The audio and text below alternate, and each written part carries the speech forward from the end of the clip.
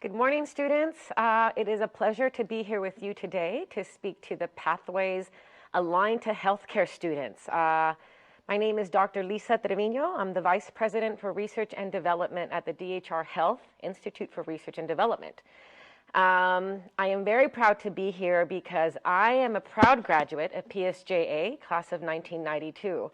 So to all my Bears and Raiders and all the PSJ family, thank you, and I hope everyone is doing well and staying safe. So I'm here to talk to you a little bit about my path to becoming a molecular biologist. That's what I went to school for. So a molecular biologist is a scientist, in any other term, that looks really deep into the molecular biology of our health system. I went to PSJ, as I mentioned, and after PSJ, I attended the University of Texas in San Antonio, UTSA, and I received a bachelor's in biology. And it was at that time that I was still undecided if I wanted to go into medicine or if I wanted to go into science as a career. And I know that clinical research and biomedical sciences as a career is not as emphasized or mainstream as you would to become a physician or a nurse or a pharmacist, which are all amazing professions.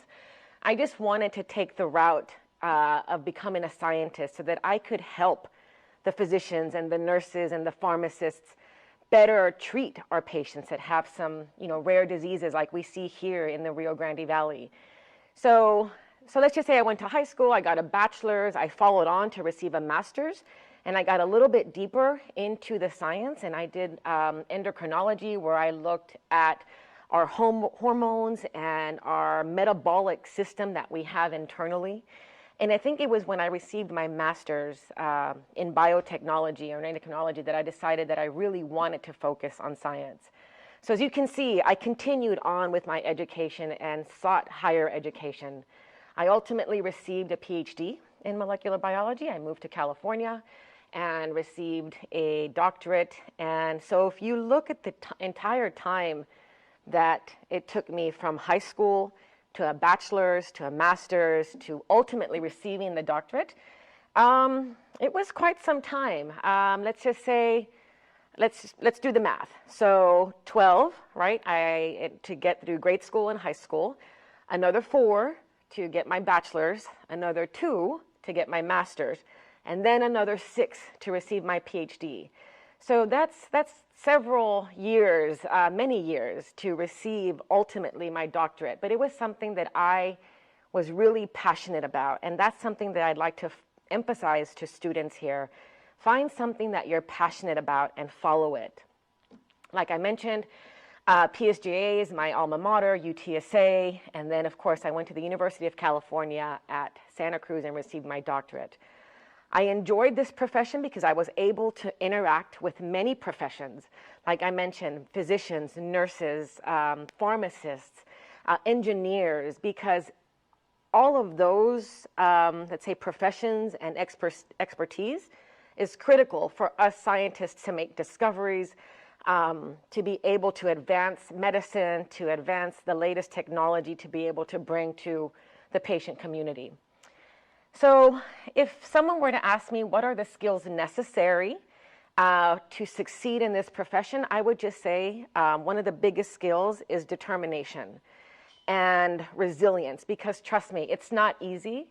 Nothing in life is easy. There's many struggles along the career path, whether it be in education, whether it be personal. So I think if I had to tell you the most important skill, I wouldn't be able to give you one, but I would say certainly to be determined and to be passionate and to understand that what you're doing, you really have to find the love and drive to do it, because then it won't be difficult for you to continue. So I'll talk to you a little bit about some fun facts about my profession. So the beauty of research and really biomedical science is that you're allowed to be as creative and to be as innovative as possible. You get to ask all the cool questions. Why does this happen? Why does a cell divide? How does cancer start? How can we stop the cancer? So the most fun part of my career or my training, I should say, as a scientist was the fact that I was able to be creative and innovative, and I could, ask as many amazing questions and do the research and scientific process to help answer those questions. Let's see, so helpful tips maybe that someone may be interested in moving forward with a career in biomedical science is speak to your professors, speak to your teachers, and whether it be right now that you're in high school, speak to your counselors, let them know that you're interested in going in this direction. And I have to emphasize, because it really wasn't emphasized to me when I was in high school, that biomedical science allows you to be at the forefront and cutting edge of delivering amazing medications, vaccines. We're all right now in this pandemic trying to find a vaccine or a cure or an effective treatment for COVID. So it's really important to stress and to identify that you want to move forward in not just treating and being the practitioner for treating patients, but also on the discovery and the scientific side. So speak to your teachers, professors. You're always welcome to reach out to me. Certainly, you can call me at our office or at the DHR Health Institute for Research and Development. Our number is 362-2390. So 956-362-2390.